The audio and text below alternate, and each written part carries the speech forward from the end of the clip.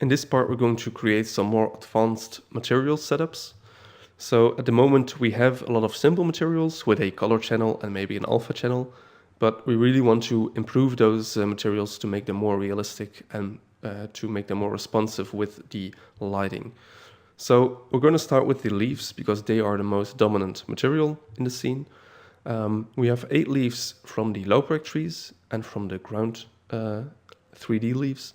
And then we have these 2 materials for the texture for the ground leaves.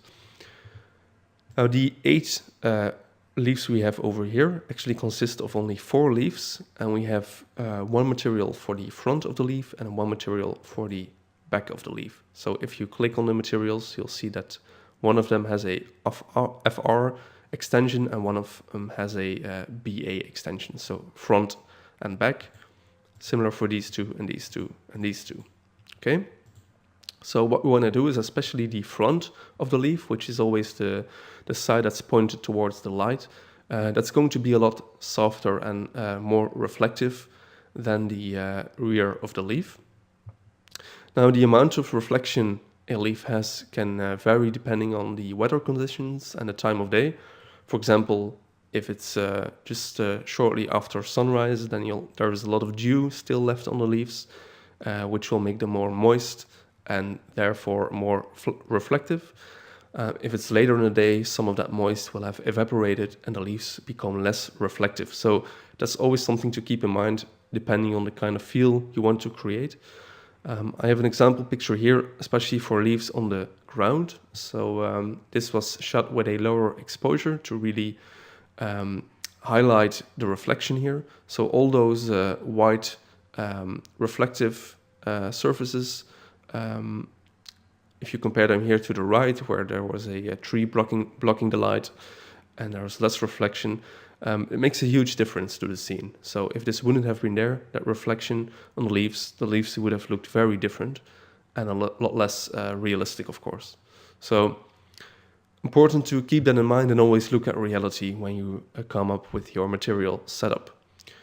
And of course, because those leaves are on the ground, they also they're always a little bit more moist because they absorb more of the dew and stuff like that. So keep that in mind. So what we'll do is we'll open one of the leaf materials and we'll go to the reflectance channel. Now the reflectance channel is new in Cinema 4D R16. Before we had reflection and specular. Now we have both of them in one material. The reflectance channel is already enabled and has a default specular, so we're just going to remove that. And we're going to create one reflectance effect that uses both specular and reflection. Now, important to know, the difference between specular and reflection is that specular is generated by a direct light source, for example, in this case, the sun, and reflection is generated by the entire scene. So not only the sky, but also the trees and the ground, etc. So they have to work together to create a convincing effect, because something that has a lot of specular usually also has a lot of reflection, and the other way around. So using the new reflectance channel, we can easily do this. We can, first of all, set the global reflection brightness to 100%. And we can always come back and lower it later, but let's start with those values. And we're going to add a new layer. So click on the add, and then you can choose one of those different models we have over here. And there are very important differences between those models, but they're important when you're dealing with metals and very detailed reflective materials where you have a very specific way of reflection in that material. So for leaves, that really doesn't matter much. We could choose either one of those models and achieve a similar effect. So don't worry about those models too much unless you're really dealing with, for example, car paints or a very heavily reflective surface. But when you're dealing with broken reflections, with blurry reflections, on organic surfaces, it usually doesn't matter at all which you choose. So we're just going to go with the Beckman model. And leaves don't reflect like a mirror, so we need a much rougher reflection. So we're going to increase the roughness which gives us this broken reflection effect. And it's hard to know exactly what the roughness value should be. Let's go with 20% for now, and we can always come back and increase it or decrease it. Now, one of the very important things you always have to enable when dealing with, especially with the blurry reflections, is some sort of Fresnel effect. So Fresnel, which is over here inside the layer Fresnel, Fresnel determines the angle, the viewing angle of an object, and depending on the viewing angle, you'll get more or less reflection. So when you view an object from the front, it's less likely to return reflective rays, and it's more likely to return the actual color of the object. Whilst when you look at it from an angle, the chance that the ray bounces off the object, it's much higher. Think of it as a bullet which hits the surface. If it hits it from the front, it's likely to impact the object. If it hits it from the side, it's likely to deflect and hit something else. And that's really what's happening with light rays as well. So if we enable a Fresnel, we have two options, dielectric and conductor. Most materials you will use a conductor setting. So this is actually a pretty complex setting, which you, if you're interested, you can look up all the technical details on Wikipedia, for example. They have to do with the way a material conducts, and there are certain types of materials that don't conduct well, and they will also have a lot less reflection. There you go. So we're going to go with a conductor material. And again, this isn't exact science, so don't worry about those models too much, and focus on getting the right result.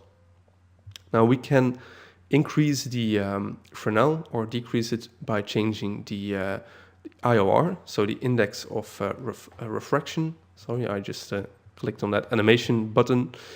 So if we bring it closer to 0, we'll get a much brighter reflection. And if we bring it somewhere around the 3, we'll get a much softer reflection. Again, the absorption also comes into play here. So how much absorption does the material have? All of this, these are very technical settings. The most important thing is to keep in mind to keep an eye on your preview here and here as well. So here you can very clearly judge the reflection on its own, and here you can judge it on the material. So this looks pretty good. We can of course lower the reflection strength in general, and that's again something we have to see in a renderer to really see what it looks like.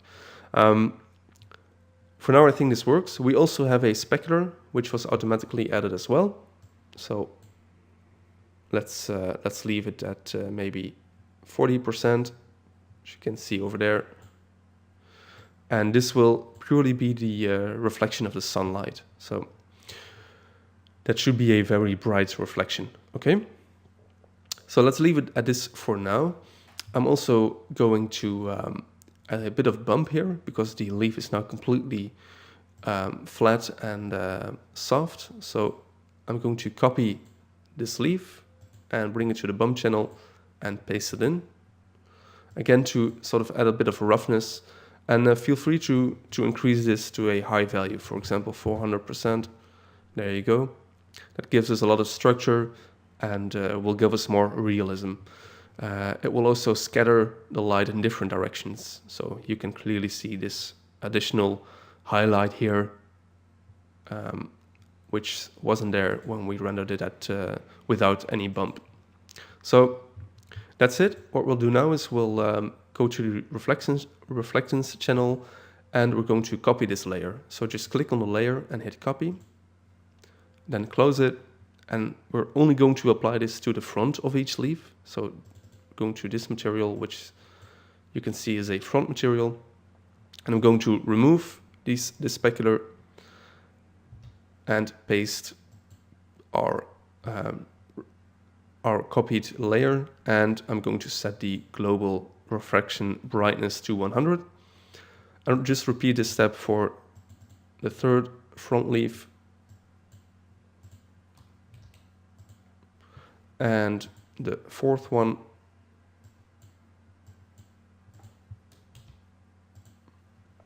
and let's also set this up in the ground leaves. So again, delete, paste.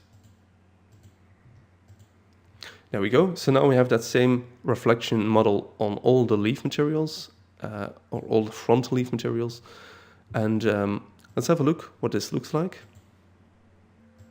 So that gives us a pretty big difference, especially on the ground, if we go to the version without any reflection.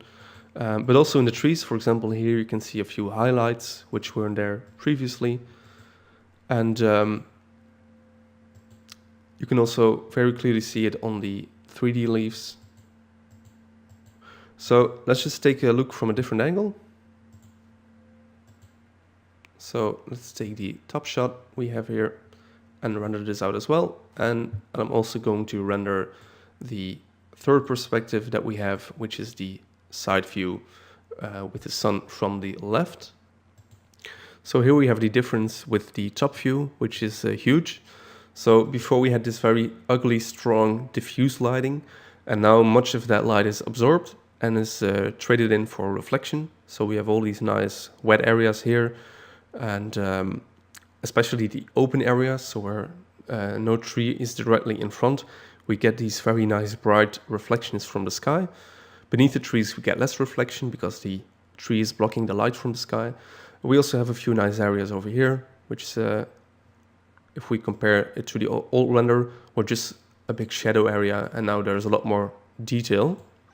So overall that's a big improvement. The leaves in the trees also look a lot more vibrant. We have those highlights, which might be even a little bit too strong, the white highlights, but overall here they just looked very dead with that pure diffuse lighting, and in this case you can just feel that they come to life, and yeah, thanks to that reflective property.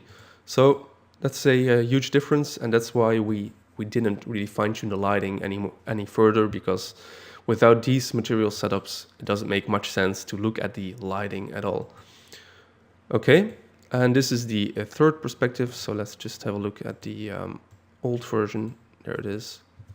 So again, a lot of going on the floor when it comes to reflection, especially around this area, for example here, where we didn't really have any detail before, and now thanks to the reflection you can actually see the leaves there as well. Now one of the things you will notice is that the render time has also increased dramatically. That's something we can partially fix. So let's go to our render settings. Reflection is always a heavy thing to compute, so you're always going to see a bit of an increase when everything in your scene has reflection. So in this case, all the leaves, the entire floor has reflection. So there's always going to be a bit of an increase, but if we go to the render options, we'll see that we have a default setting of 5 reflection depths. That means that every time a ray hits a reflective surface, it's bounced to another surface and to another surface until it's had 5 bounces, and then it stops. So if you imagine 2 mirrors facing each other, then the ray is computed 5 times back and forth, and then it just stops completely. Now, having a large reflection depth might be important for mirrors, mirror-like surfaces, but for something with broken reflections, 1 is usually more than enough. You might have to go with 2, for example, for the water. We'll come back to that later, but 1 should be good in most scenarios. So if I render this again, let's just render the top perspective so we can see the difference, because that was the perspective where we noticed the reflective properties the most. There we go. So I originally stopped this render at pass 6, which took almost 2 minutes, and this render is already at pass 7 with only 1 minute and 30 seconds. So once it reaches this same time, it will have rendered a few additional passes. So that's a pretty big difference. You can already see that this version is a bit more noise-free. And if we compare the result, it looks exactly the same. So if you are going to go pixel hunting, if you render these without any noise, with a lot of passes, you will see some very minor differences, but you really have to look for them, and it really doesn't make a big difference to the scene. They look identical. So keep that in mind, that you can lower your reflection depth to save some render time. Okay, so that looks pretty good. Let's go back to, for example, this render we had. And one of the things that's kind of unrealistic is the floor texture. So the leaves that we have over here, they look like one big surface, like one big wet surface. And if we go to the leaves material, we did set up a small bump, but it's again, it's not very big. So let's maybe set it to, let's go crazy and set it to 1000. And let's also set the bump here. So let's copy the color channel to the bump channel and set it to 1000. So very extreme bump, but that's going to help us to create that organic effect that we want, that this isn't a flat surface, but that it's actually a surface with a lot of bumps and a lot of small detail that's affecting the lighting of the scene. So let's have, there we go. So if we go back and forth, you'll notice that there's a lot more roughness in the environment material here on the floor compared to the previous render, where it just looked at one big wet surface.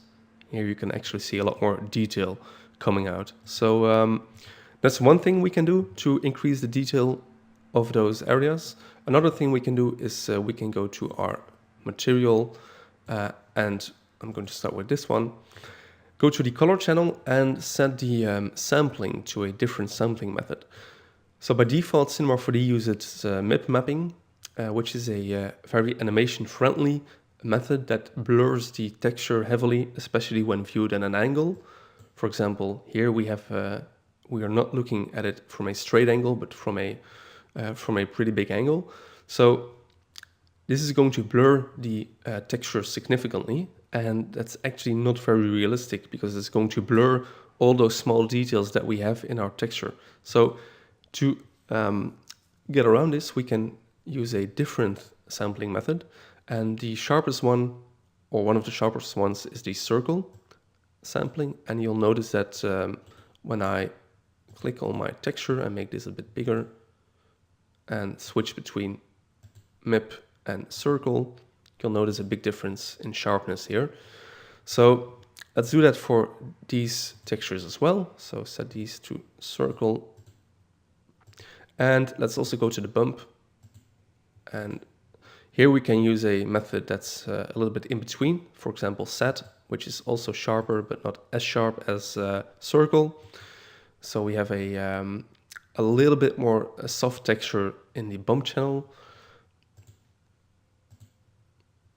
And let's render this again. Again, these are just smaller details, but they do help to really bring some detail in the scene, which wasn't present before. So let's have a look. There we go. So at this resolution, it's not very easy to see, but this will give us sharper textures, and especially when we are dealing with close-up shots. So for example, in this area, you can see that in the old render, it looks a little bit vague.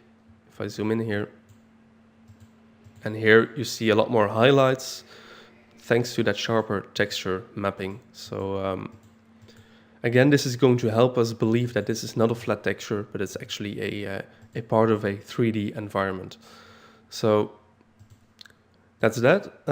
We still have some work to do on those leaf materials. We set up the bump here for one of the leaves, but we didn't do it for the other ones. So let's just copy these and let's set them to 400% as well.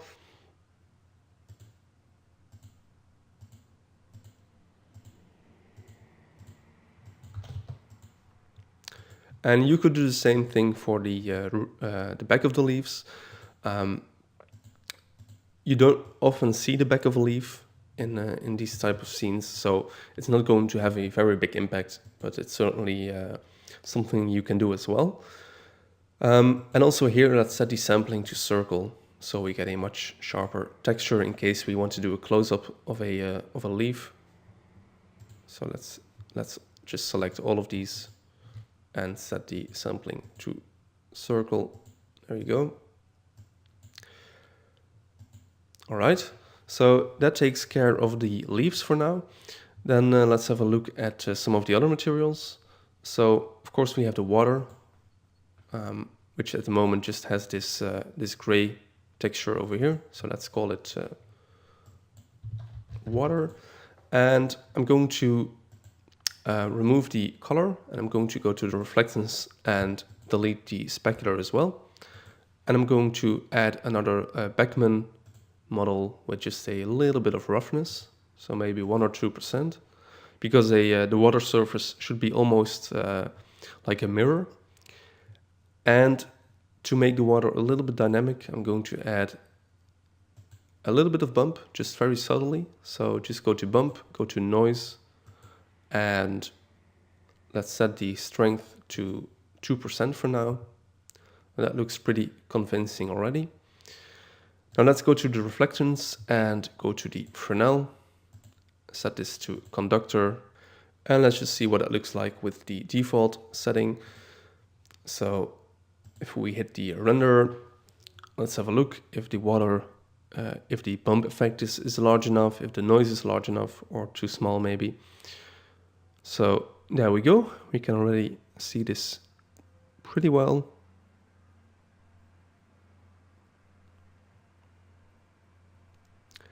There it is. So let's go with a little bit less reflection, so the water becomes a little bit more dark.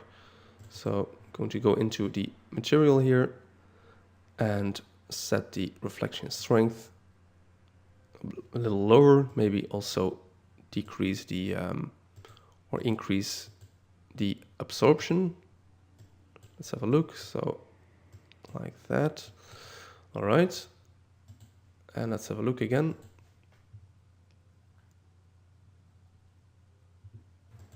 Okay, so that's maybe a little bit too dark, and yeah, maybe we want to make the noise a little bit smaller as well, and the bump a little less strong. So let's go back here, go to the bump, set it to 1%, go to the noise, set it to maybe something like 60% global scale, and back to the Fresnel, let's increase the absorption again and increase the reflection strength.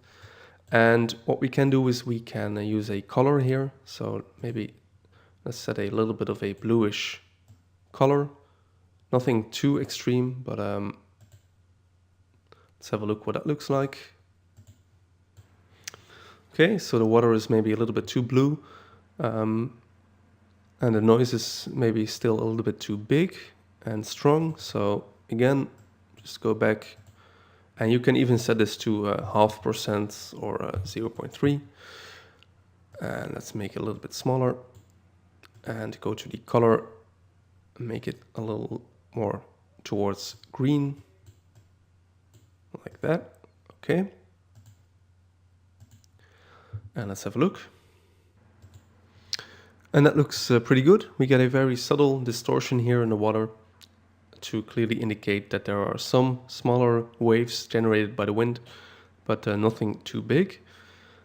And the intensity looks good as well, right? So now we still have a few other materials to set up, but those are a bit smaller, so we don't have to pay that much attention to them. One is the tree bark. So we have 4 different materials for them here. And what I'll do is I'll just copy the bark to the bump channel and increase it again by maybe 400%. So we get a nice rough effect there. And I'll just do the same for those other materials as well.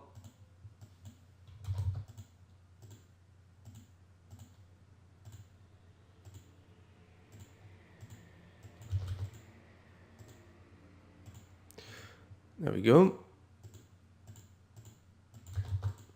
And then I'm going to set up a simple reflection for the tree bark as well. So let's just add a Beckman model, increase the roughness. Let's maybe use a dialectic preset just because it gives us less reflection by default. All right, and that's done. We're not going to pay too much attention to this. Let's just copy that layer and remove the specular, paste it, and repeat this for the other materials as well. And this one. Okay, and let's have a quick look.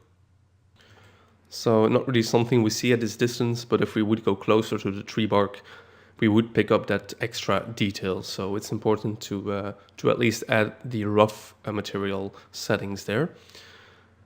Let's have a look at the grass and dirt. So at the moment we have a lot of leaves, and actually maybe too much, because the leaves are so dominant that we don't see anything in some of the areas. So maybe we have to tone down the amount of leaves a little bit there, which we can easily do by going back to the material or the Cinema4D file that we created for the leaves. The grass itself and the dirt, I think the main thing that it needs is, again, the circular mapping for a sharper result. And then let's just copy this to the bump and set it to maybe 200%.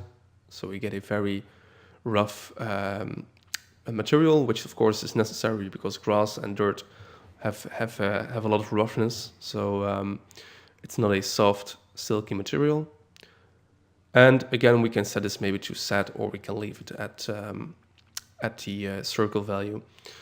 So one thing I'll do is I'll go back to my leaf Cinema4D file and just change the leaves a little. Here we are. So I'll change the most dense variation to, let's say, 22. And replace it. Then the second version, leaves few, I'll set that, which was originally set to 20, I'll set it to 15.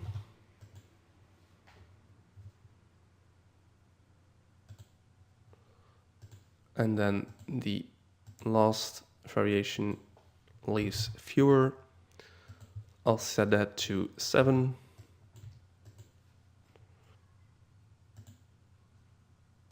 Okay. And let's just go and render this so that it gives us a little bit more variation where we can still see the original surface between the leaves. So, okay, that works. Let's look at the rest of the materials we have over here. So we have the plants here, which again don't need a very fancy material. We can, of course, make them a little bit brighter because this is very dark. So let's go to the gradient setting and make it a little bit lighter, like that. Okay. And let's also set up some simple reflection here. So I'll just add another Beckman model with a lot of roughness and a default conductor for now, and a little less reflection, like that. And let's do the same thing for the rocks. So again, Beckman, a bit of roughness, standard for now. And let's see what that looks like. So again, we get a lot of more detail here just with those subtle reflections on those stones and the plants. So yeah, that looks great. Let's do a full render with all those details with a full amount of leaves and stones here. Let's have a look. There we go. And this is the render before we had any materials properly set up here. So again, a big difference. While we're at it, let's maybe decrease the amount of plants we have here, because It's quite a bit, so let's maybe lower this to 400 or 300, and also the amount of stones. Let's set the amount of larger stones to 1500 maybe, and let's see what that looks like. Okay, that looks a little bit better, and maybe let's also decrease the scale of the smaller rocks here. So just go to that second cloner here and set these to maybe 4 by 2.